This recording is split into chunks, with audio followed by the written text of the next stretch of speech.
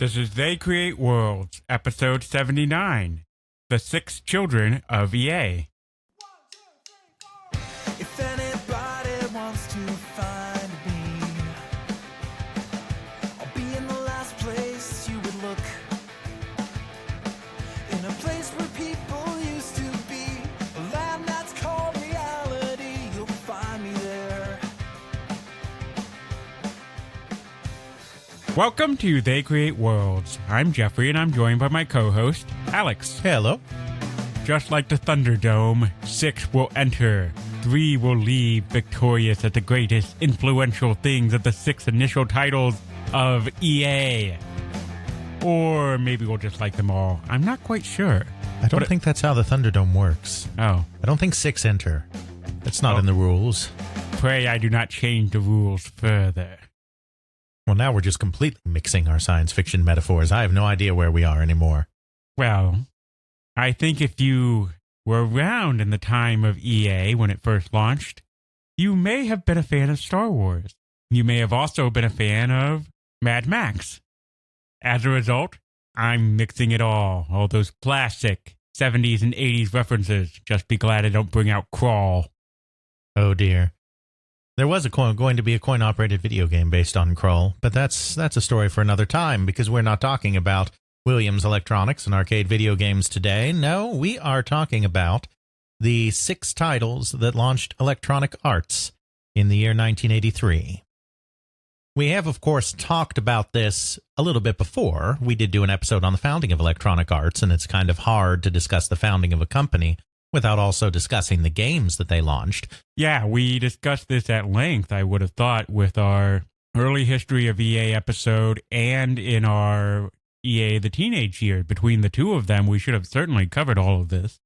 Well, we covered the fact that all of these products have existed, but what we're going to do today is take just a little more of a deep dive, kind of describe these 6 games in not super detail. That's not what this podcast is about, but go into a little more detail on each of these games, kind of explain how this fits into how the computer game industry was evolving at the time and just how these games came to EA and how they did once EA released them into the wild. Alrighty. So we have 6 challengers, adventures, contestants? Sure, why not? All right. Contestant number 1 is...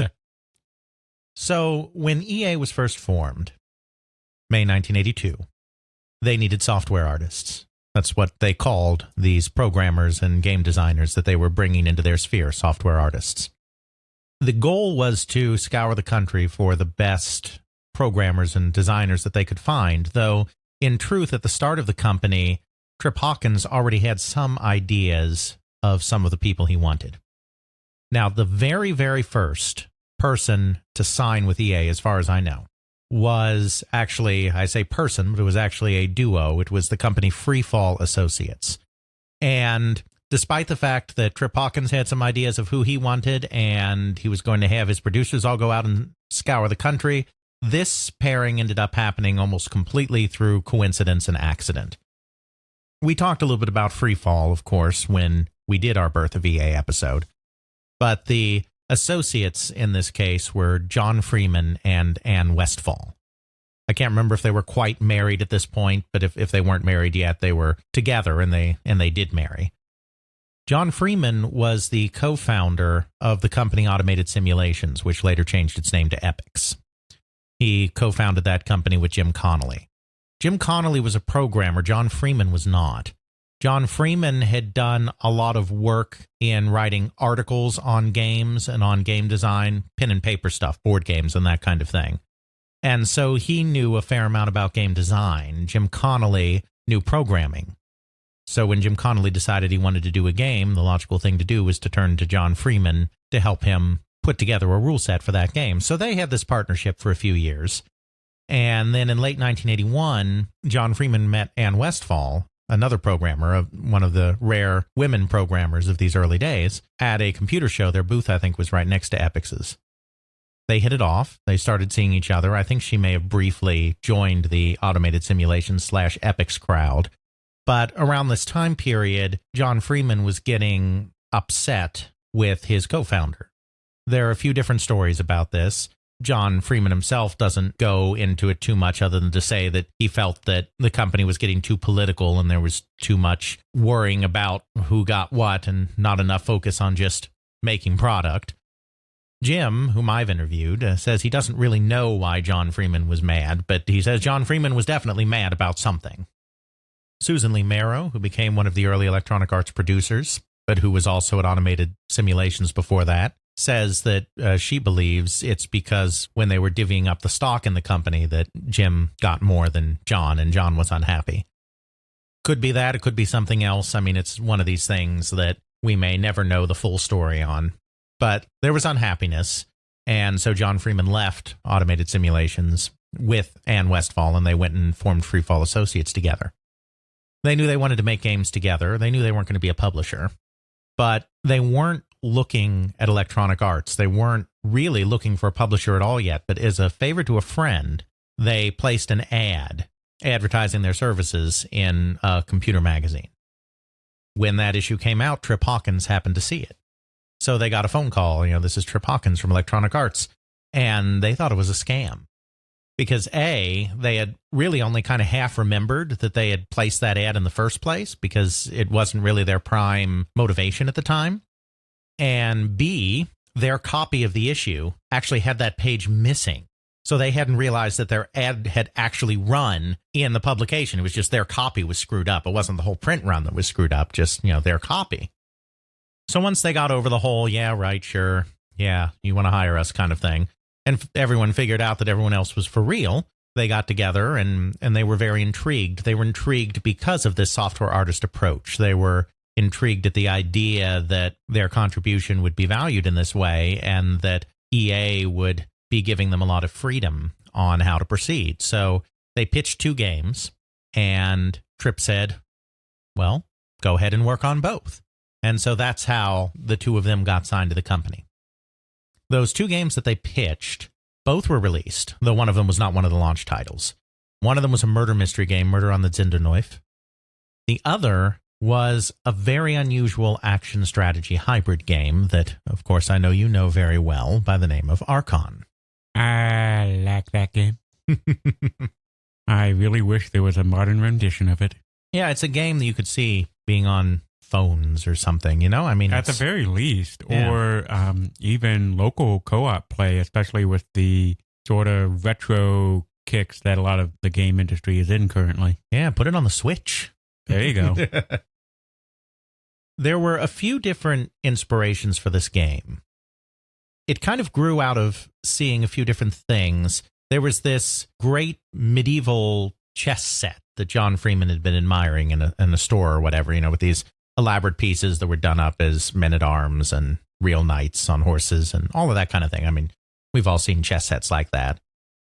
And he had also seen some human chess games that the Society for Creative Anachronism would put on, where you have chess players, real people being chess players in a life-size chess set, and then because it's SCA and they like fake sword fighting, when 2 pieces intersected with each other, there'd be a combat between the 2 individuals to see who would win. And of course, there was Star Wars, the famous holographic chess scene in the first Star Wars movie. So that kind of gave the idea that this kind of strategy game where people fight each other kind of makes sense. But he didn't want to do chess. I mean, there's a game called Battle Chess by Interplay that came out years later. And Battle Chess is really just chess. I mean, and you can't even have a combat come out differently. I mean, when the pieces collide, they go through this little battle animation, but all the turns are resolved by the rules of chess. It's not like the pawn can fend off the knight if the knight comes charging in or something like that. I mean, so there's that part of it, but they didn't want to just do chess. The idea was to merge the idea of action games and strategy games, because there were games that were action games and there were games that were strategy games. And John Freeman and Ann Westfall didn't see why you couldn't have a game that was both an action and a strategy game, which in the 1981 time frame, 82 time frame that we're talking about, was a fairly novel idea. You kind of had 2 traditions of computer gaming at that period of time that were starting to appear on the emerging microcomputer scene. You had games that were just derived from what was going on in the arcade, which, of course, was a very action-oriented space. And then you had the games that were being shared around on time-sharing systems run by mainframes or on mini-computers, which were strategic-based rather than action-based, because when you're on a time-sharing system that's maybe sharing computer resources between 50 people, you don't have a lot of memory or a lot of RAM being devoted to any individual user, and you can't really do the kinds of games that update your display rapidly. And in fact, a lot of these time-sharing systems didn't even have CRT displays. They had teletypes. So you had a tradition coming out of there, and that's where games like Adventure came from, that are focused entirely on the problem-solving, entirely on the strategy, entirely on turn-based play, and just essentially no action. And John Freeman's aware of both of these traditions and is basically like, let's bring them together. And that's what Archon is. They decided to do a chess-like board in the sense that it has squares, light squares, dark squares, etc., as a way of making the game familiar and approachable. They wanted people to feel like when they started this game that there was some familiar element to it. You have your armies arranged on either side and you have squares. It's chess. But they also very consciously didn't want it to be a standard chessboard size, that 8x8 size.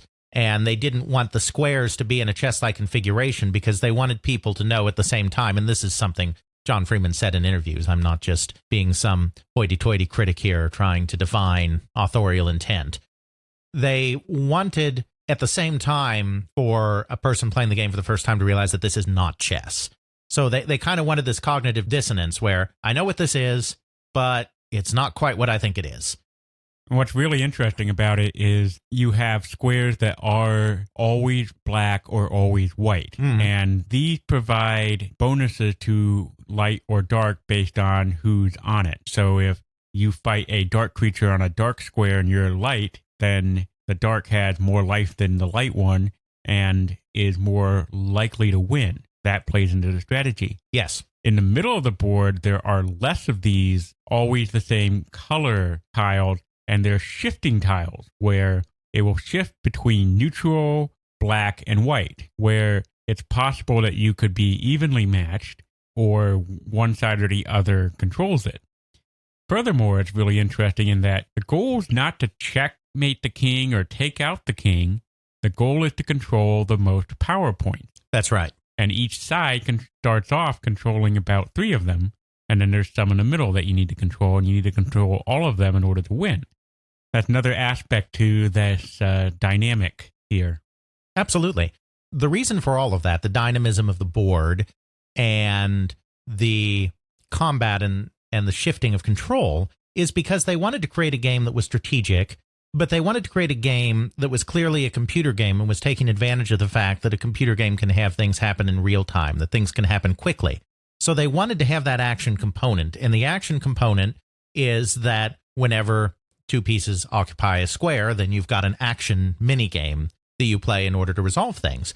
But they didn't want the action to ultimately trump the strategic element, because if you're just moving around, but then whoever has the better trigger finger is the one that wins anyway, no matter all of this maneuvering around the board, then what was the point? And so that's why they wanted to have these light and these dark squares, and you have the forces of light and the forces of darkness, and have the forces of dark be strong on the dark squares and the forces of light be strong on the light squares, because then, even though the action is important, even though skill at the action sequence is still important to win, it's not everything. The player that very carefully places his pieces strategically to take advantage of bonuses is, even if they're not the best hand-eye coordinated player, are still going to have a chance to win the game. That's the strategic element blending nicely with the action element.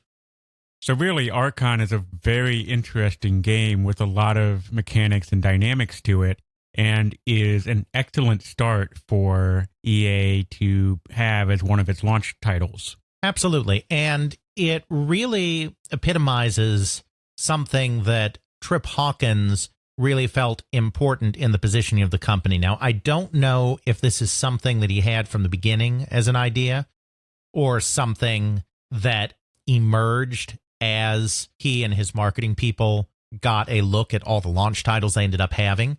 And when I say I don't know that, I mean, that's a question I'm sure Trip Hawkins would answer, but sometimes it's a chicken and egg thing. A person may not, even though they say, oh yeah, I had this idea all the time, sometimes they don't remember that. I'm not talking about lying. I'm just saying that after a certain period of time, it kind of all blends together and you forget whether the chicken or the egg came first. But there was this concept in early EA, simple, hot, deep. We did talk about that when we talked about our founding of EA. The idea is that a game should be easy to pick up, basic rules, easy to figure out the way it works. It should have really good play value and really good action, but then there should be a lot of depth to the mechanics and to the strategy, and to really master the game should take a little more time. Simple, hot, deep. And Archon really epitomizes that because it has that chessboard, it has that familiar-ish setup, even though it's something different, and you can kind of figure out pretty quickly light and dark squares, and these units move like this, and these units move like that, and here's my control points. But then to actually fully take advantage of that system, there's a lot more deep strategic thinking that goes on, and then it's got the action element that satisfies this kind of quote-unquote hot requirement. So simple, hot, deep. Another good example of that, really, and an example of how EA was trying to, whether consciously or just by accident, go beyond what most games at the time were doing, is another one of our launch titles called Hard Hat Mack. Hard Hat Mack is not a game that probably most people remember today, though it was one of the games in this launch group that was more successful than some of the others. It was created by a couple of teenagers, Michael Abbott and Matthew Alexander. Unfortunately, I don't know much about them. They've kind of vanished in the sense they haven't done interviews. I know that they were from the San Diego area, and I know that they were teenagers when they were making the game. And I know that there's an important chain that they're a part of in terms of all of the early EA people and getting them involved in the company, because they were friends with Eric Hammond, who did Dr. J versus Larry Bird 1-on-1, and Eric Hammond was friends with Robin Antonick, who was the first programmer on John Madden Football. There's a chain there of important people to EA's early history. Those others aren't launch titles, but I don't exactly know how this all comes together, unfortunately, and I don't know how they came to the attention of Electronic Arts, or how Electronic Arts came to the attention of them. I mean, I don't know who approached whom. But they created this game called Hard Hat Mack. And in one sense, it's very much a Donkey Kong-style platformer. There's no girl to rescue. There's no giant ape stand-in at the top of the construction site, but there is a construction site, very much like the first level of the Donkey Kong game. And it is a game of platforms. It is a game where you're negotiating various levels of girders. You have chains that allow you to climb up between levels. You have rotating platforms and moving platforms. You have springboards, like later Super Mario Brothers games have. You have a manner of conveyances to get around these platforms. And you have obstacles and traps you need to avoid, both environmental traps as well as a vandal and an OSHA representative that will appear and move around the screen and try to catch you.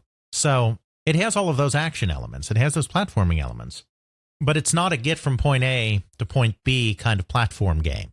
It's not that kind of game at all. Each level has an objective of some sort that you have to complete. And completing that objective requires you to traverse large parts of the screen. These are single screen levels, and perform certain actions. Of course, we'll put this in the show notes so people can see what I'm talking about. But for instance, in the first level, you've got these rows of girders, and they're all solid except there are gaps in a few of the girders.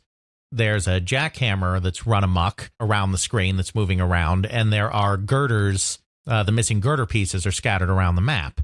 And so you have to collect these girder pieces, put them in the gaps, and then use the jackhammer, catch the jackhammer, and use the jackhammer to secure them in place. I don't know if it's real. It looks like a jackhammer. It may be something else. But the point is, it's got strategy to it, because it's not like Donkey Kong where you're just moving from the bottom of the screen to the top of the screen.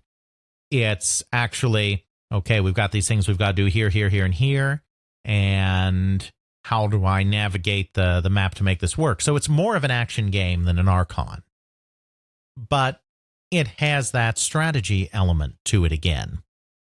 And so, once again, that's the kind of game that Trip Hawkins was interested in. I don't think he was particularly interested in pure arcade clone kind of titles, really.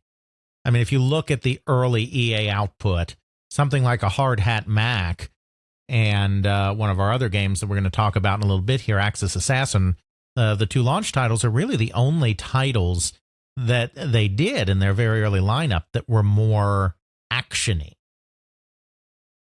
That set them apart a little bit because this was a period when more and more the computer game companies, whether they be the Broderboons, the Sierras, etc., they were taking on more and more action games in their catalog. I mean, these were all companies that had started with stuff that was a little more cerebral, a little more turn-based.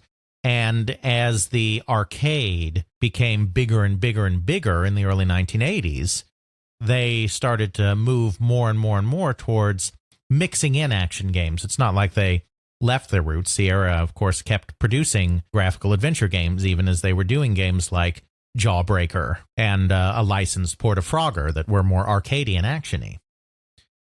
Electronic Arts wasn't really interested in going in that direction, I think, fundamentally, but I think Trip Hawkins and the powers that be, the marketing people and the producers, understood that this is a part of the industry. This is something that is becoming bigger and bigger. So we should have some more action-y titles to balance out our catalog, but let's make sure that they have a little more depth, perhaps. So that's our second game, Hard Hat Mack. So we talked in our Birth of EA episode about the fact that Trip Hawkins wanted to make EA a place where artists would be treated as rock stars and wanted EA to become a place that would become home to some of the best creative talent in the computer game business. And as we talked about in that episode, he knew that this approach required that he have somebody that would make an immediate splash, somebody that when he signed him, it would let the wider computer gaming community know that he was very serious. So effectively, he needed to hire someone who was already established and well-known, but was enough of a free agent that he could go to them and say, here's some money, I want you to work for me. Exactly. And in the entire industry, there was probably no more perfect designer to kind of epitomize this way of thinking than Bill Budge. We, of course, talked about him in our EA founding episode, but Bill Budge was already something of a legend in the industry. In these early days, we've talked about this a little bit before, but in these early days, the Apple II was really the prime game-playing computer before the Atari 8-bit started really gaining steam, and then the Commodore systems after that. It was the Apple II just by virtue of the fact that it did graphics. The TRS-80 didn't really do graphics very well. At all. Yeah. I mean, you could put up basic graphics. It was slightly better than ASCII characters, but it wasn't that great. Really fancy ASCII character art. Yeah, right. Whereas on that Apple II, which we talked about in our Trinity episode, in our computer technology episodes, we've done a little bit of this. It had this full-color, bitmapped display. The trick of it was because it was bitmapped and there were no sprites, it was very, very tricky to make a game that had smooth, fast action while fully taking advantage of all the color capabilities of the system and all the graphical capabilities. Because as we discussed before in one of our technology episodes, when you have sprites, you have little defined blocks of pixels that you can move independently of the rest of the display. So you don't have to redraw everything every time your sprites change position a little bit. When all you have is a bitmap capability, like the Apple II, when you have no hardware sprites, you can create them in software, of course, but then you're using up memory and all of that. When you don't have hardware sprites, when you have a bitmap display, when you move one tiny little element of the screen, you have to update the entire screen.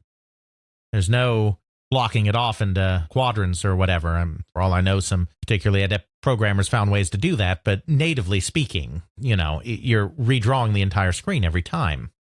As a result, though, this meant that different really good programmers came up with different ways of overcoming these limitations. And people have talked about this before. When you have something like the Commodore 64, which has hardware sprites and hardware scrolling, and which lends itself to particular types of games using a particular set of pre-created tools like the sprites, you get a certain sameness to the graphical style of these games. I mean, different people will choose different sprite designs and use different colors and different fantastical elements, but you've seen one scrolling shooter game. In some ways, you've seen them all, just in terms of basic design aesthetic. But on the Apple II, everyone kind of figured out their own way of getting around the limitations and doing fast action games in high-res mode. And because of that, you had more distinctive graphical styles. And because you had these kind of distinctive graphical styles and this kind of difficult programming job, there was a community that grew up around magazines like Soft Talk, which kind of became the fulcrum of the early Apple II software community. You had people that were subscribing to Soft Talk and reading about the industry and learning about the industry who became followers of this and that programmer just because of the technique they were using to make these programs even work at all. And certainly Nasir Gabelli was a great example of that, because he, at Serious Software, would actually put his name on there, programmed by Nasir, and so people knew that it was a Nasir Gabelli game. And if you were kind of a techie type, which most Apple II users were at this time, this is before we have mainstream computer game acceptance, you kind of start following Nasir just because, oh my gosh, how does he do that? I want to learn how to do that. And Bill Budge was another one of these individuals. Bill Budge started tinkering with the Apple II very early on, and he started by just doing knockoffs of arcade games. The very first game he sold, I think, was a Pong knockoff. But the important thing is not just, so he just made a Pong knockoff, so what? But the important thing is he made them work really well. I mean, in some cases, even better than original designers did. There's a Breakout game built into the Apple II that Steve Wozniak did, and Bill Budge tweaked that game, because the source code's there, tweaked it so that it played faster and better. It's like, this is a guy that knew how to get this Apple II computer to display graphics really smoothly and do animation really, really smoothly. That's something that really stood out. And he went to work for Apple. They were impressed by some of the stuff he was doing. In the meantime, he was selling his games through one of the very, very early computer game companies called California Pacific, founded by Al Rimmers, a former IBM salesman. Basically, in this very early Wild West days, you had a guy like Al Rimmers who had sold computers and sold computer hardware around the state, around California and whatnot before, and so kind of knew how that worked, knew how distribution worked, knew how retail worked, had contacts. And then you had budding young game programmers like Bill Budge, who are making these great games, but maybe the most they do is show it to a few friends or go down to just their local computer store and put 8 copies up on the shelf in Ziploc baggies, and that's the only place in the entire country they're being sold. Or you send them in to magazines as type-in listings, which then, of course, it gets your game out there, but you don't get any money for it, because the whole point is that anyone can then type it in. So there was a need for people that would bridge this gap, and Al Rimmers was one of the first people to do that with California Pacific. He saw some of Bill Budge's games and was really impressed, and they made a deal where Budge would make them and Rimmers would sell them, and they'd split the profits 50-50. That may not have been quite the beginning of California Pacific, I'm not sure, but Budge was at least one of the very early people to go through California Pacific. Now, he wasn't an employee. These early companies like California Pacific, it wasn't the EA model because they were not providing any development support. Of course, we talked about EA. The big thing was that they would provide a lot of support to developers. This was only taking finished product and putting it on store shelves. But unlike an Online Systems or Broderbund, there was no talent in-house at California Pacific. It's just he would cast a wide net, find programs he thought would sell, make a royalty deal with the person that created it, and then he would give it greater distribution, national distribution. So Bill Budge did that for a bit while working at Apple. And then about 1981, a real pinball craze swept Apple. Just the company Apple. This was a period of time when pinball was actually in decline because of the ascendance of the video game in the arcades. But for whatever reason, around 1980, 1981, the Apple people, a lot of them just got really hooked on pinball. So there were machines in the office and people were playing all the time. And that got Budge to thinking, it might be kind of fun to make a pinball simulation on the computer. And you see, Budge was really not so much into games as games. What he liked about games was the challenge of figuring out, how can I do that? He was interested in graphics. He wasn't really so much interested in games per se. Not that he didn't play some. I mean, he created a Pong clone because he saw a Pong on location, So, I mean, it's not like he never played games, but it was the challenge. That's what really drew Bill Budge, and probably still does. I mean, he still programs, works at Google now. He's one of those rare individuals that has kind of managed to remain relevant in technology as a programmer throughout from the late 70s all the way to the present, which is very hard to do just because of how things change all the time. Yeah, it's very, very impressive that someone like that can survive from then. With a lot of these people, they fade to irrelevance to a degree. They sort of have their glory decade or so, and then they fade. They might occasionally put out something or put out something that is interesting or do a talking event or share their philosophy or try to create something new, but it falls flat. It's really interesting that someone can actually go from the dawn of the computer programming hobbyist age all the way up and still work with an extremely relevant company like Google. Exactly. And it really does speak to Bill Budge's programming genius. I mean, he was far and away one of the leading lights, along with Nasir, in this very early Apple scene. That's why he got this notoriety, and that's why, of course, Trip Hawkins knew who he was. So he decides to take on this challenge of let's create a pinball, because, of course, you have to have really smooth graphics, smooth animations to make that work, and you have a lot of complex collision detection and physics that you have to calculate to make it believable. Because the idea is to make it feel as much like playing a real pinball as you can. Obviously, you don't have the tactile feedback of pulling the lever and hitting the buttons and having ding, ding, ding, ding, ding, ding going off everywhere because the sound isn't that great on an Apple II.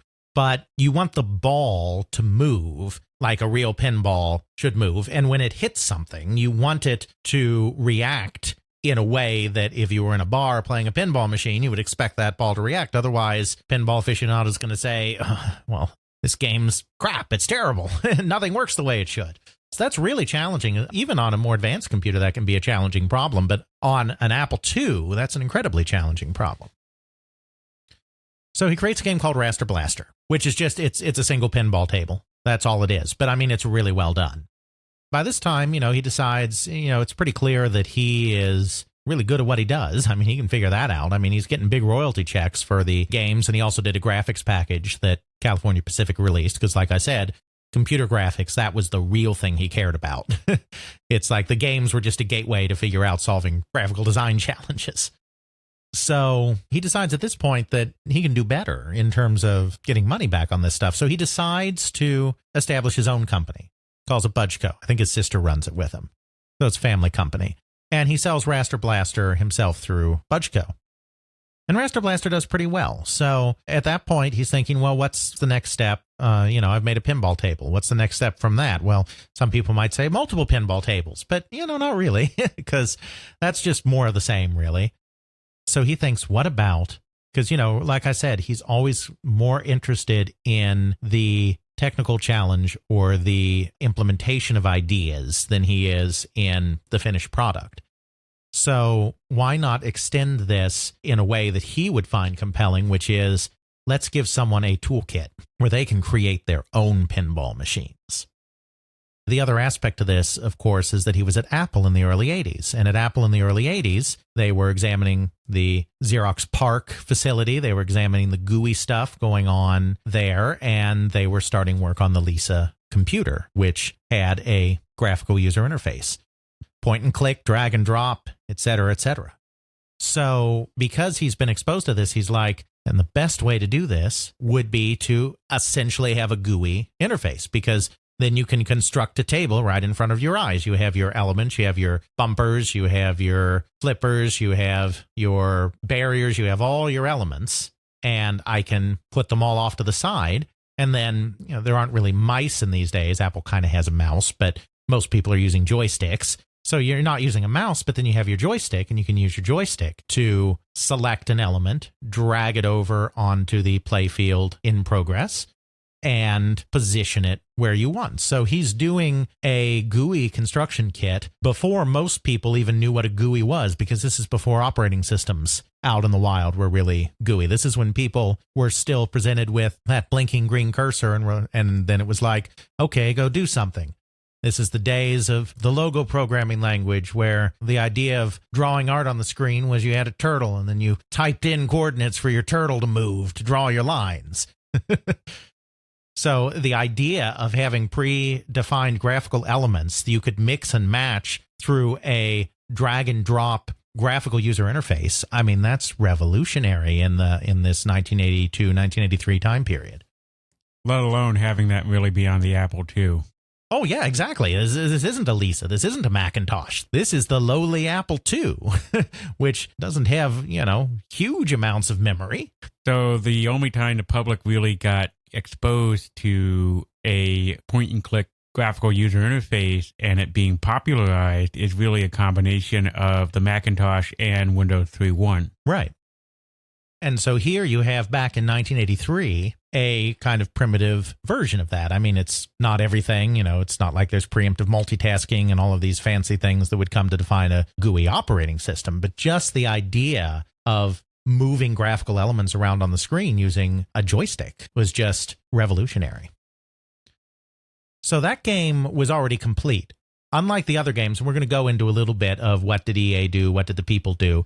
Unlike some of the other games, this one was not only complete before EA, it was actually already on sale before EA, because he had Budgeco. So he had Pinball Construction Set ready to go through Budgeco. He was hesitant at first to join Electronic Arts because he had his own company. He was a big deal already. He didn't need the support. I mean, he was a brilliant programmer himself, and he had all his programming tools and development tools. He didn't need the technical support that EA could provide. He didn't really need the guidance of a producer to help bounce ideas off of and refine his games. And he didn't strictly need EA to sell them technically, because he had Budgeco. I say technically because having a little mom and pop company and having something like what EA became later, which is a major multinational publisher, are two different things. But technically, he already had his own publisher, so he already had his own contacts there.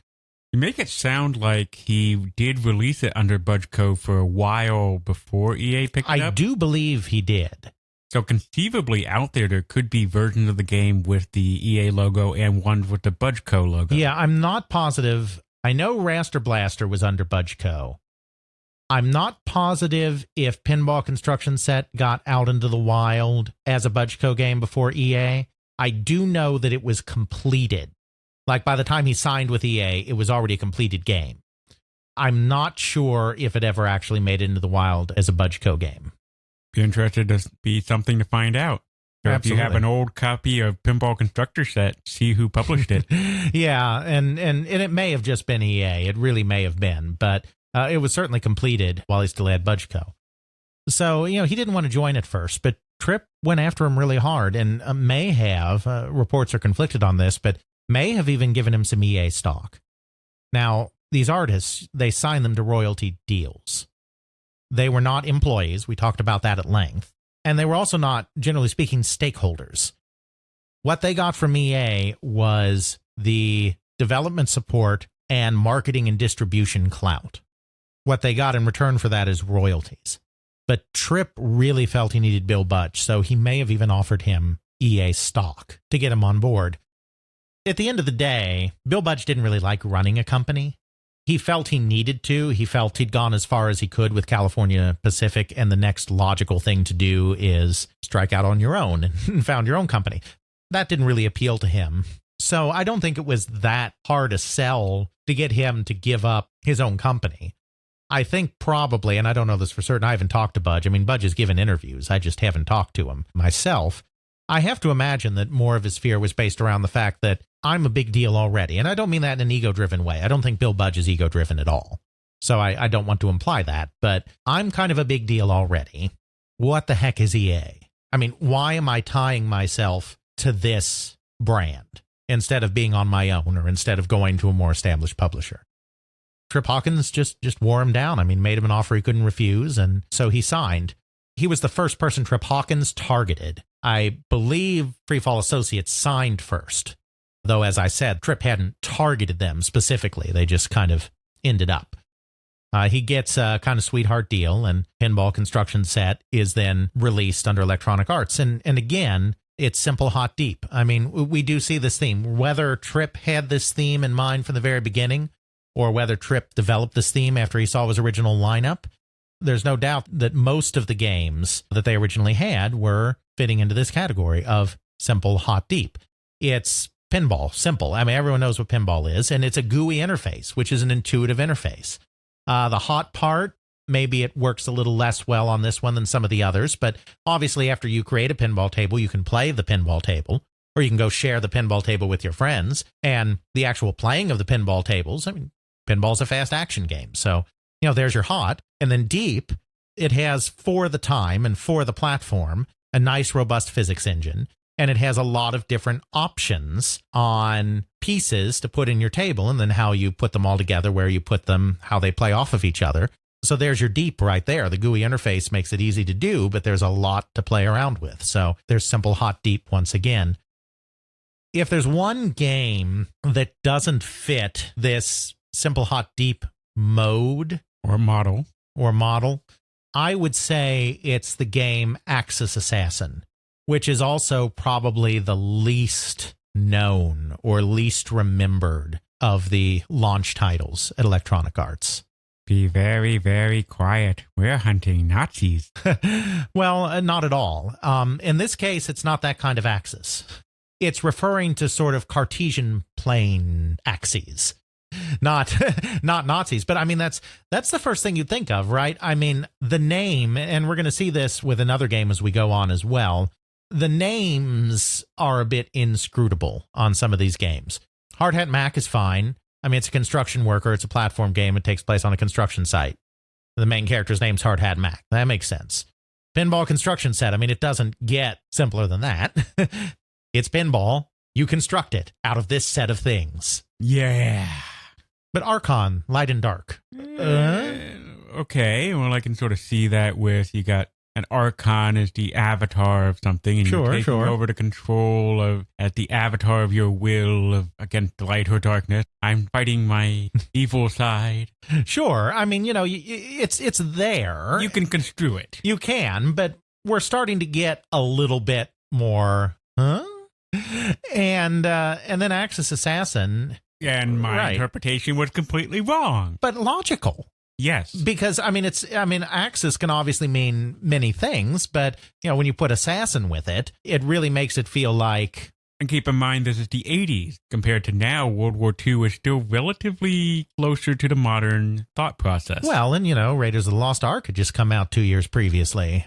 Yeah, I mean, so you could have... Nazis were in. Nazis were in as far as being the bad guys. Yeah, boy, that's a quote that someone could take out of context. Yeah.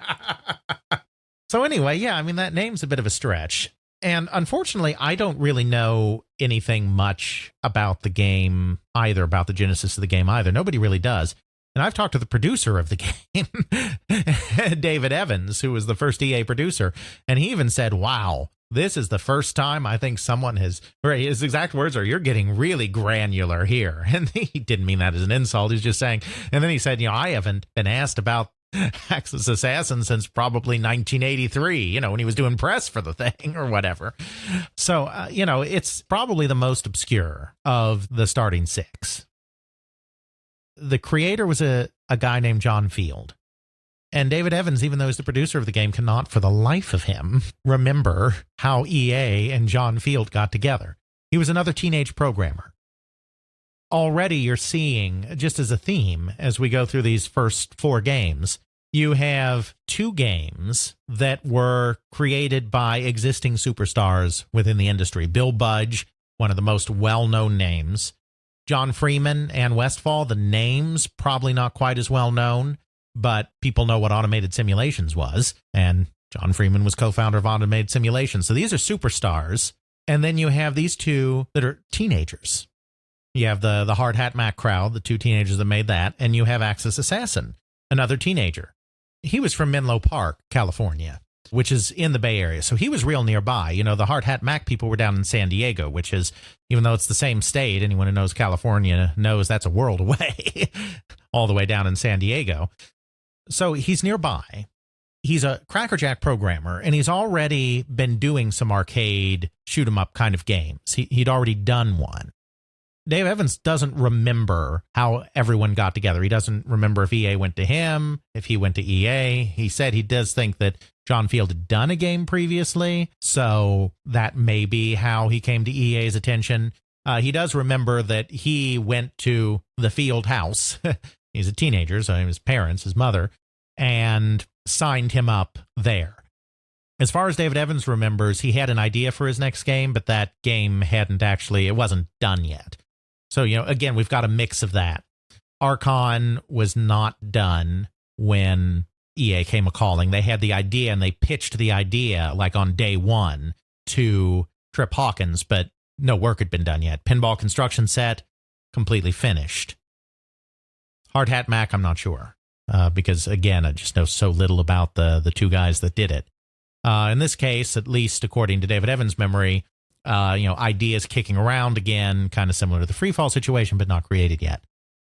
It's essentially a Tempest clone, the arcade game Tempest. I'm not sure how familiar you are with that one. The name sounds familiar, but I couldn't recall the gameplay off the top of my head. Yeah, so it's a vector-based game, and it's basically you're controlling a ship or whatever that's on a geometric shape, multifaceted geometric shape, and you can move around the different faces of said shape, and stuff's coming out of the middle that you have to shoot. You have these planes, these facets of the geometric shape, these planes that you're maneuvering between. And so that's where the Axis and Axis Assassins comes from. Now, on the Apple II, you can't really recreate the way Tempest is. It's not a straight-up clone, but we'll, of course, put gameplay in the show notes, but it has the same idea of these facets of a shape. It's not a complete shape. It's kind of just along the bottom and parts of the sides of the screen instead of rotating all the way around. But you have these different facets that you have to move between. Are you on the inside of the shape or the outside of this shape? Inside. Good question. Inside. Okay.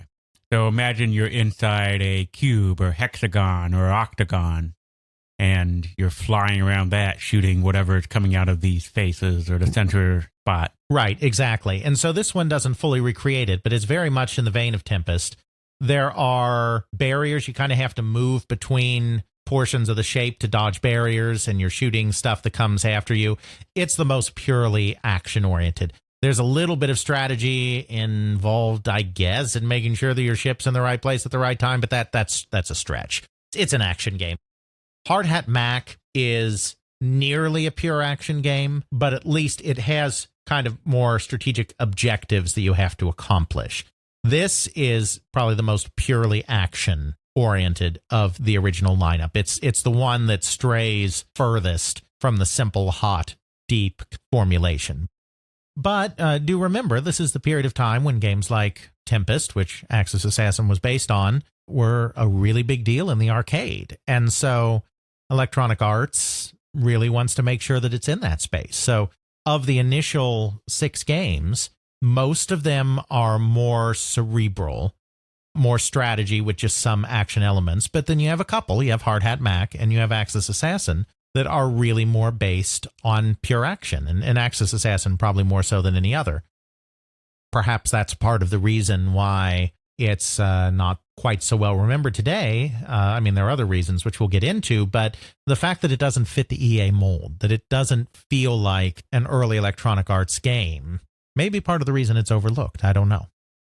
So we talked about how EA engaged software artists, and we talked about this in this episode, and we talked about this in our EA Origin episode. they engaged software artists that were not actually employees of the company. They took completed games from them or worked with them to develop an idea into a full-fledged game, etc., etc. But these people were not employees of Electronic Arts. There was one exception. There's always an exception to every rule, right? Seemingly. There was one exception, and that exception was David Maynard, who was an EA employee and provided us with the fifth of our 6 launch titles, Worms. Or rather, Worms? Because it ends in a question mark. The question mark's part of the title, so it's not Worms, it's Worms. And now, is this the worms that we all think of and associate now? So very, very important distinction, especially as we form our show notes. This is not the classic 1990s player versus player kind of artillery duel kind of Worms game where, like your Scorched Earth and other tank games, except replace it with worms and crazy weapons and everybody has fun. It's not that Worms, which has no question mark. This is Worms. It is essentially as obscure as Axis Assassin. If you're dividing up the 6 initial games, you have the 2 that were massive hits at the time and are also well remembered today, Pinball Construction Set and Archon. You have the one that was not successful in its day, but is considered hugely influential, which is M.U.L.E, that we'll get to in a second. Then you have the game that was successful in its day, but kind of quickly forgotten and not very influential, but because it was successful, it's at least somewhat remembered, and that's Hard Hat Mack. And then you have the games that were neither influential nor successful, and that's Axis Assassin and Worms. I just think because Worms is kind of so bizarre that it's like slightly more remembered than Axis Assassin, if only because it has a weird name and a weird concept and the pure novelty of it. Right, but I mean they're basically equally obscure. Now, David Maynard was an employee of Xerox PARC, where of course they were inventing essentially the modern computer. GUIs, what you see is what you get, word processing, graphical programs, graphic creation programs, drawing programs. I mean, it's just like, everything you think of in modern computing, a lot of that was done at PARC, the laser printer. The one thing that Xerox commercialized out of there, the laser printer. They did that too. And he was in this hotbed, the Xerox PARC facility in Palo Alto. And they were big game players there. They were very, very big game players there. They weren't creating games there. That wasn't their mandate. But they were playing games like crazy. And so they were interested in games, and people were making their own stuff on the side. And so that's what David Maynard did while he was still at PARC. He created a game that was essentially, it was essentially like John Conway's Game of Life. And we, of course, talked about Game of Life in a couple of other episodes. This very classic idea that you set up a series of conditions for how a series of cells are going to reproduce, and then you turn it loose and see how they reproduce, what patterns emerge. So from a basic rule set comes random creation. I should say pseudo-random, because it looks random, but really it's all determined by that initial setup and that basic set of rules. So he liked that. So he decided to create a program that was kind of similar to that. I can't say I have a firm grasp really on Worms as a game, so my description is going to be kind of vague and confusing, and that's okay.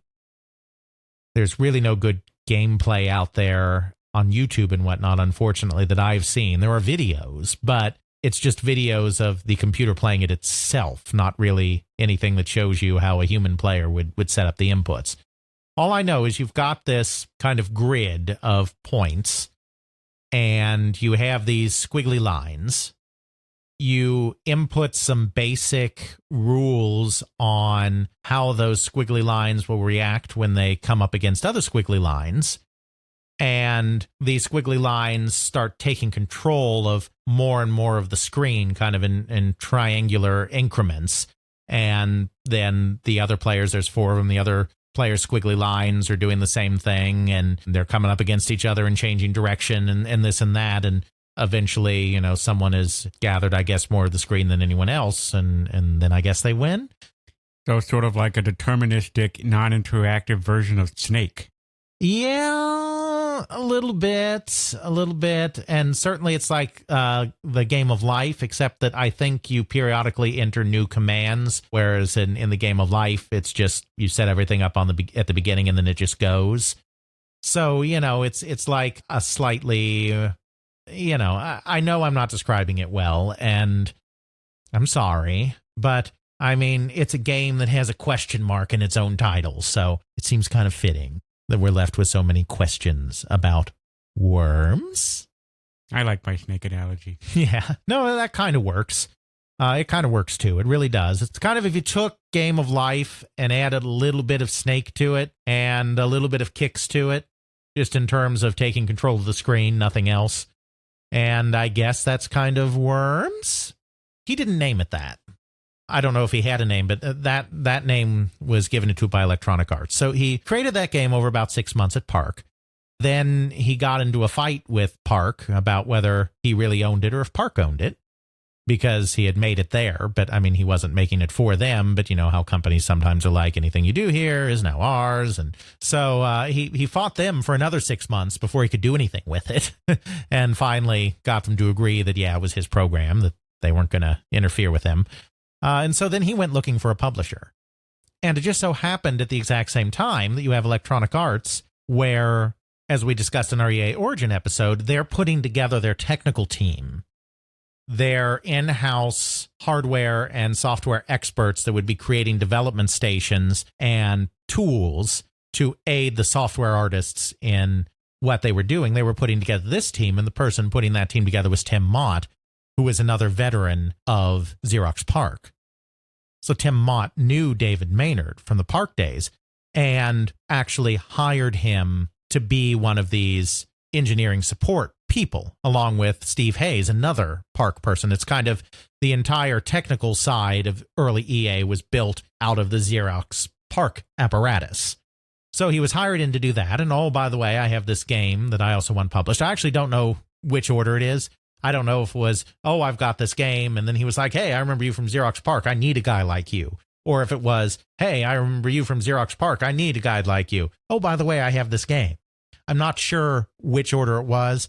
I haven't been able to talk to Dave Maynard or Tim Mott, and neither one of them has given very many interviews. So that's kind of the area of EA that I am personally most uncertain on.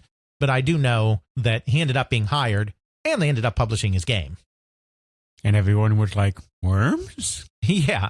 I mean, so it had these squiggly lines, and you can see in the gameplay videos we can put up, even if they won't do a very good job of explaining the gameplay, you'll be able to see the graphics. There are these little squiggly lines that you could say are worm-like. I mean, we're very abstract graphics. But, I mean, I can see why they would get worm out of that. I'm not sure why there's a question mark, though. I don't know. They're not sure if they get worms out of it. I guess. But yeah, it was not David Maynard's title, for the record. That was EA that put that title on the game. So here again, just going back to some of our patterns on these early EA games. Pinball Construction Set and Worms were completely done before they were even at Electronic Arts. Archon, Axis Assassin, kind of the ideas were kind of forming. Then EA was like, come and do this with us. Hard Hat Mack may have been the same way. But especially in the early days, it was not a given that they were just looking for artists that they could shape. If there was a good enough completed concept that came their way, they would take that in and they would publish it. Our final game kind of exists in a space kind of halfway between those two states of completed and started after EA approached them. And of course, that's the legendary game M.U.L.E. by Danny Bunton Barry and Ozark Softscape. At the time, just historically speaking, Danny Bunton Barry was Dan Bunton. She later had sexual reassignment surgery and became Danny Bunton Barry. I may refer to her as Dan Bunton at times. I may refer to her as Danny Bunton Barry. I will certainly refer to her as she throughout either way, but just so people are aware of what that dynamic is. So Danny Bunton Barry, was at this point already a veteran of the industry, but she was not a superstar. She was not Bill Budge. She was not even John Freeman, who maybe the name's not as well known, but is part of an established and successful brand. She was different from a lot of the early computer game programmers because she really put an emphasis on the idea of multiplayer gameplay that a lot of designers did not. Not to play psychoanalyst too much, but this came in large part out of her childhood. She didn't have the greatest home environment, the greatest family environment. But the happy memories that she did have tended to be when the family was gathered around the table playing board games like Monopoly. That is an experience that she really wanted to recreate on a computer platform. I mean, she was really ahead of her time. I mean, if she had come along, because unfortunately she passed of lung cancer in 1998.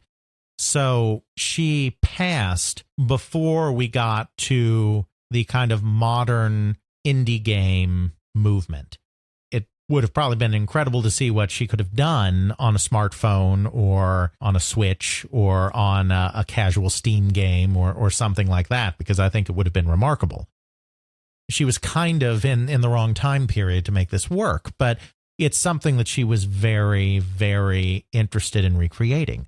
So she'd done a couple of games along those lines, Wheeler Dealers and Cartels and Cutthroats, which were both kind of, Wheeler Dealers was an auction game for multiple players, and Cartels and Cutthroats was kind of a very, very abstract business simulation game. She'd also done a couple of other games, but for the purposes of our examination here, those are kind of the two key ones, because it was all about this idea of having more than two players, having a true multiplayer experience where everyone is competing and bidding with each other. Monopoly was a game that she really liked as a kid, and so I think that's what drove her in part in this direction of business-based games and auction-based games and all of this. But that kind of game just wasn't what people were looking for at the time. The idea of multiplayer computer games, even one-on-one, was very new. The idea that you're going to get 3 or 4 or 5 people, 4 people I think in these cases basically, all around the computer, that's tricky, that's difficult, and oftentimes takes specialized hardware. Wheeler Dealers came with special buttons that you had to use as inputs as part of the game, which increased the price dramatically, which guaranteed that it sold about 50 copies, and that's not an exaggeration. It was like about 50 copies. The idea of having that kind of gameplay was just, it just wasn't with the zeitgeist. So those games did not do particularly well, but you see, after that first one, after Wheeler Dealers, which was published by a small company, Danny Bunton got involved with Strategic Simulations, SSI, which published her next 3 or 4 games.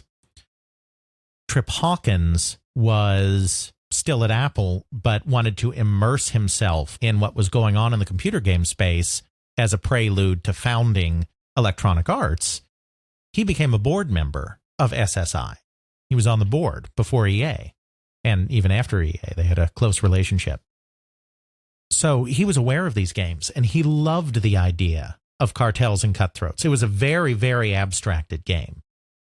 He loved the idea of it, and he was an MBA, and he had studied strategy and applied game theory, his custom major in college that was, as he puts it, basically preparing himself to do game design. So this kind of appealed very strongly to that side of Trip Hawkins. And so he was a Dan Bunton fan, even when the rest of the world hadn't really caught on to her genius. So he pursued Dan Bunton. This is different from the pursuit of Bill Budge. He didn't need Dan Bunton, Danny Bunton Barry, for his company to be successful. He's not going to offer stock. He's not going to offer the world. But he's intrigued enough about what her games represent that he wants her on the team. The first thing he tries to do is actually get Cartels and Cutthroats away from SSI. I mean, it's been published by SSI, but I mean, it never did much. I guess he thinks, with his marketing plans, he can promote it better. He tries to get SSI to give him the rights to Cartels and Cutthroats, and SSI is just not having it. It's their game. Get your own game. So he approaches Dan Bunton down in Arkansas, and says, okay, we can't do Cartels and Cutthroats. Why don't I fund a brand new Dan Bunten game that is kind of in the same vein as Cartels and Cutthroats? And Bunten thinks that over and is like, okay, that works. This is kind of the founding of Ozark Softscape, which becomes Danny Buntenberry's company. The people involved are people that had largely worked with him before in this or that capacity on previous games, but they kind of brought them all together in a formal capacity and organized a company using the seed money that EA provided for them to go out and create the game. Danny Buntenberry was kind of the main designer, main programmer. Another guy named Jim Rushing was there who also did some programming.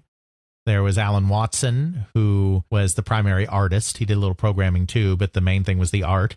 And then Bunten's brother, Bill Bunten, was there to kind of look after the business side. He wasn't a technology guy, but he was an MBA, and he had helped out on creating some of the rules and whatnot for Cartels and Cutthroats just because he knew the business world. So these fellas, because at that time Danny Buntenberry was a fella too, for all intents and purposes, created Ozark Softscape down in Arkansas. There's some conflicting information on how some aspects of this game came together. A lot of people take credit for various parts. Certainly, Danny Bunten was the driving force behind the game.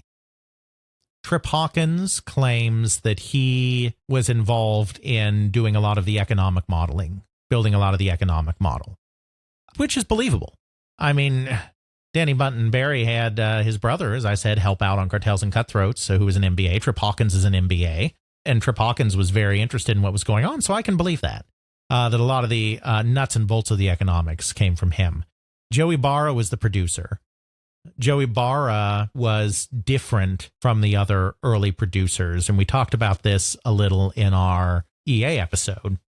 The first two producers, Dave Evans and Pat Marriott, were product managers at Apple. They really didn't care all that much about games. They weren't games people. It's just that they were people that worked with Trip at Apple that Trip knew could drive a product forward because they were competent product managers, and so they were brought on board. Joey Barra also worked at Apple, though actually, ironically, Trip and he did not cross paths at Apple. They didn't know each other. Completely different parts of the business. But Joey Barra was involved in evaluating software and securing software that Apple wanted to publish under its own label, and that included games. So he had exposure to computer games. He was also an avid gamer, chess, war games, pen and paper role-playing games, all of this stuff in his personal life. He was a massive fan of games. So he was unique amongst the initial set of producers that he was really into games, understood games, liked games, and could provide more input on games. And so he claims that he provided quite a bit of input into how M.U.L.E. was shaped as well, which I'm sure he did. He claims he's the one that determined that there should be a board. You know, it's going to be this kind of business simulation, supply and demand kind of thing. He says that he's the one that took it out of the abstract and said, let's put it on what's essentially a board, like a Monopoly board. That may be true. Certainly Cartels and Cutthroats was much more abstract than M.U.L.E. So maybe Ibarra's influence went a long way to taking the abstraction and making it more concrete. I don't know. On the other hand, as I said, Danny Buntenberry really liked Monopoly as a child. So the fact that you ended up with a Monopoly-like setup, I mean, it's not a clone, but a Monopoly-like setup could have also come from Danny Bunten, or they could have both had the idea and, synergized off of each other. But the important thing is unlike Cartels and Cutthroats, they made this a far less abstract game. And then because this was a period when Star Wars was huge and science fiction was experiencing a resurgence, they decided to give it a kind of science fiction theme of taking place on another planet. So we've been kind of dancing around it a little bit, but what is M.U.L.E.?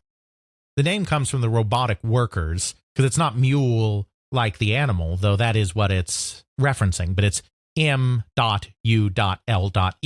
because it's an acronym for these robotic labor units that you're using to develop parcels of land. You have, like in Monopoly, you have these different parcels that have differing levels of resources and differing levels of quality to them.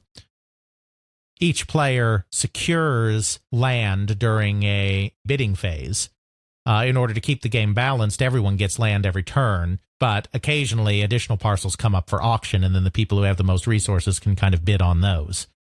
You get your land that have various resources you can harvest on them. You buy your mules, which can actually do the harvesting, and you have commodities that you extract from these parcels of land, energy, food, etc., that are then sold on the planet at varying levels of worth depending on supply and demand and scarcity and all of the ways that a real economy works. Each phase of the game, there's 3 phases of turn: the auction phase, the kind of planning phase, and then the selling and whatnot phase. Each of these takes place kind of in real time. There's a limited amount of time within each turn, so it's not a real time, or in each phase. So it's not a real-time game, but aspects of it are time limited. It's not a strategic game where you can just sit there for 5 hours deciding whether you want to make a turn or not. And everyone's doing their inputs at the same time, all 4 players. And there's always 4 players, even if you don't have 4 humans and AI takes over the others. These games were made for the Atari 800, as we've talked about before, these early Electronic Arts games, and there were actually 4 joystick inputs in an Atari 800 computer. So, I mean, you had to buy a lot of joysticks, which not everybody did, but you didn't need a special adapter to make the game work for 4 players. You just had to get enough controllers. And you're really doomed if you played it on the Apple II. Exactly. It's an interesting cooperative, competitive game because the point is to amass the largest fortune. But you can only amass a fortune as long as commodities are being bought and sold. The food, the energy, the crystite, which is sold off-world, and the materials that are used to buy more mules to go harvest more land. You have to cooperate a little bit because you're trading commodities with each other and on the open market, and you all kind of have to work to keep the economy stable, because if the economy collapses, then you lose everything too. So you can't let the economy collapse. It's not like it's a zero-sum game. Winner can't just take all, because then the economy collapses and you can't get any more. But you still have to make sure you get more than everybody else. So it's competitive, but it's slightly cooperative. And of course, you can form alliances if there's a player that has a resource that you particularly need, or a resource that the two of you can hold back together to drive up the market due to scarcity. You know, you can make deals with individual players to cooperate for a bit while your interests are aligned in manipulating the resource market. So there's a lot of nuance to M.U.L.E. and to playing with the other players in M.U.L.E. Very complex game. Very interesting game. I haven't played it, but a lot of designers swear by it. Game designers. This is a game that if you look at the next generation of game designers that came up in kind of the mid-'80s, a lot of them point to M.U.L.E. as one of their absolute favorite games. Sid Meier, for instance, absolutely sings the praises of M.U.L.E. every chance he gets, and he's not alone. Even though the game wasn't as successful as some of the other launch titles, it's probably just about the most influential of the launch titles. And certainly the ideas that Danny Button-Berry had for complex multiplayer games far outlived her and has continued to influence game design even up to the present day. So very influential in that way. Where does that leave us with our EA games? Well, Pinball Construction Set was the biggest hit.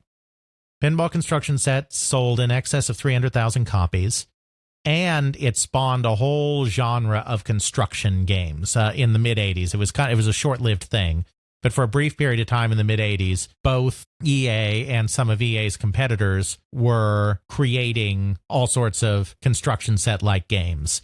Adventure Construction Set, Wargame Construction Set, Bard's Tale Construction Set, Music Construction Set, just all of these kind of things. These kind of build-your-own-game games became very popular. So it was certainly the biggest hit, and it was also an influential game. Archon was the second biggest hit.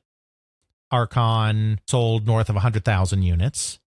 It was also the only one of the original 6 launch titles that spawned a sequel, Archon 2 Adept.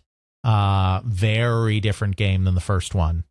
Basically, they did a sequel because Trip Hawkins wanted a sequel because it was so successful.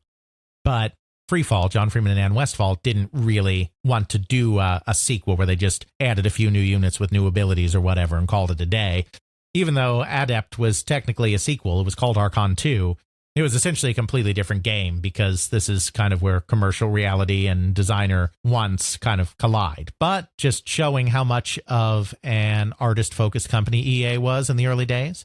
Even though EA wanted a sequel, a marketing decision based on success of the first game, when the original designers said, okay, we'll do a sequel where we're going to do something completely different, they let them do it. They didn't say, no, you have to do it by just making an incremental improvement with a few more units. So there's that. Hard Hat Mack was the other game that was a hit. It was a smaller hit than the other two. It sold somewhere between 50 and 100,000 copies, which at that time was very good. Yeah, keep in mind with all of these games, we're talking about the early PC era where the sales numbers are not super high like they were on consoles. Exactly. 50,000 was considered a success. 100,000 was considered a massive hit. More than 500,000 was considered a mega blockbuster. So you kind of had your 300,000 unit seller in Pinball Construction Set, mega blockbuster. Your Archon, 100,000 plus, substantial hit. Hard Hat Mack, 50 to 100,000, success. That's kind of how those play out. Of the games that didn't do so well, Axis Assassin and Worms, as I've said before, just kind of forgotten. They were nothing.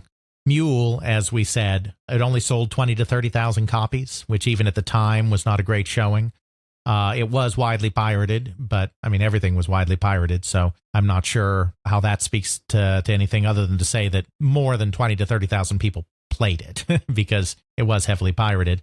But it ended up being very influential, and the people who did play it became fanatically devoted to it, and so it had a cult following, and it's been elevated far beyond success. At the time in 1983, if you asked people to name Electronic Arts 6 games, just average man on the street, they'd probably be able to tell you Pinball Construction Set, Archon, and Hard Hat Mack, and then they'd start reaching. Nowadays, if somebody asks, it's Pinball Construction Set, Archon, and M.U.L.E, and then they'll start reaching because Hard Hat Mack, is not really well remembered.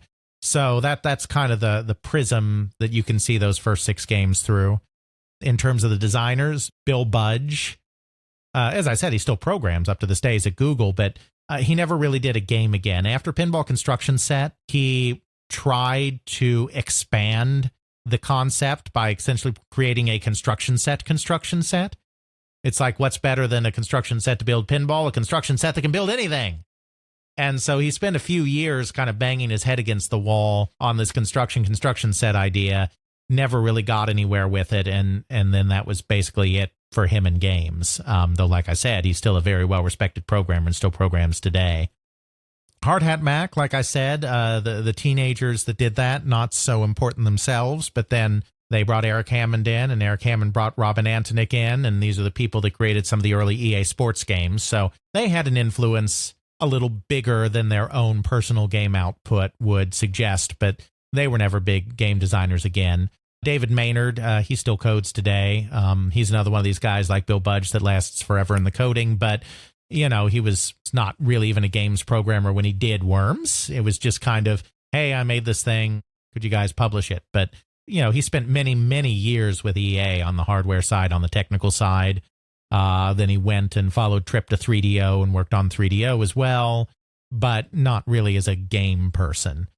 John Field did one other game with EA in 1984, kind of very primitive gladiatorial game, kind of one-on-one combat, but very, very primitive, not very successful. And then he just kind of vanishes into history.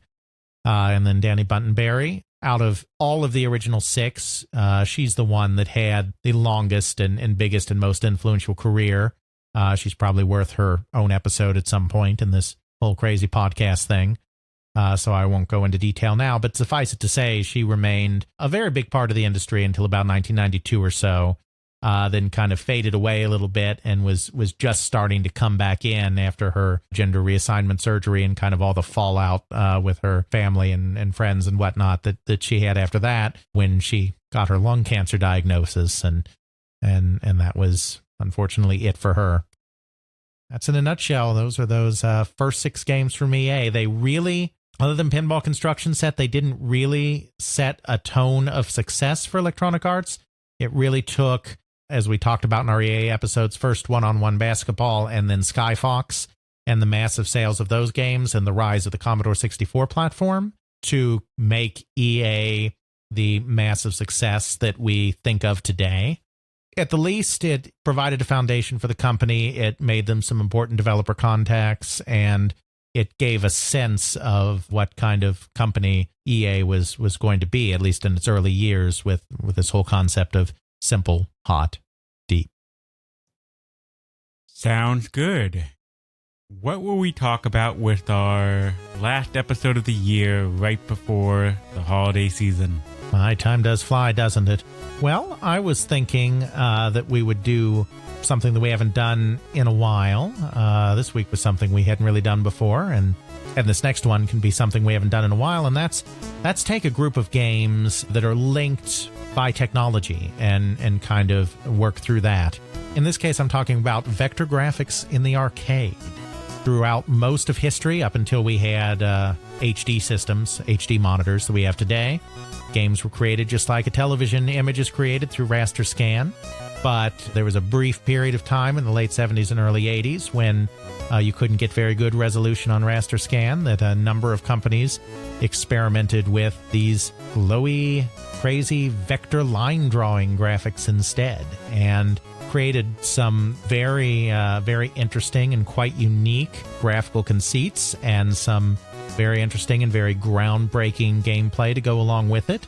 But then, due to various technical limitations on the part of Vector, as well as the continued evolution of raster, ended up just being a very brief period and something that didn't last. So kind of look at the rise and fall of vector graphics-based games in the arcade in the late 1970s, early 1980s.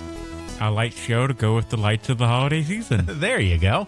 That's what I kept around for, coming up with these interesting parallels. Right. Oh well, we'll get into that and more next time on They Create Worlds. Check out our show notes at podcast.theycreateworlds.com, where we have links to some of the things that we discussed in this and other episodes. You can check out Alex's video game history blog at videogamehistorian.wordpress.com. Alex's forthcoming book will be released through CRC Press. Email us at feedback@theycreateworlds.com. Our Twitter is TCW Podcast. Please consider supporting us on Patreon at patreon.com/theycreateworlds. Intro music is Airplane Mode by Josh Woodward, found at joshwoodward.com/song/airplane mode, used under a Creative Commons Attribution license. Outro music is Bacterial Love by Rolla Music, found at freemusicarchive.org, used under a Creative Commons Attribution license.